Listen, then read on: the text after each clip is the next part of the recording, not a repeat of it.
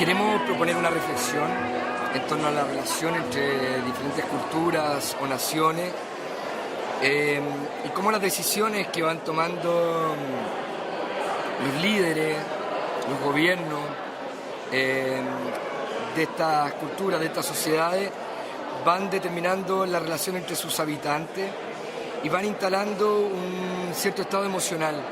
El espectáculo de alguna manera intenta jugar o proponer cómo el discurso político se va construyendo en base también a un cierto estado emocional.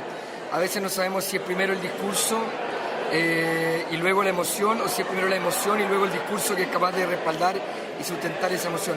Ese es el espacio en que entra el espectáculo, esa es la reflexión que propone. No es un espectáculo proselitista ni panfletario, no hay buenos ni malos, hay roles, hay decisiones y hay heridas.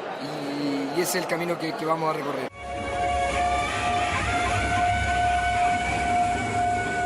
Transitamos entre diferentes estadios de esta relación entre culturas que pasan por cuestiones de carácter económico en relación a sus recursos, cuestiones de carácter identitario respecto a la definición o a la identidad cultural de cada uno de estos grupos, y cuestiones ya que tienen que ver con los espacios de la agresión física, que son derechamente los lugares que hoy, por ejemplo, están relacionados con la guerra, ¿no? Como con la invasión, cuando ya el entendimiento y la política ceden espacio a la violencia.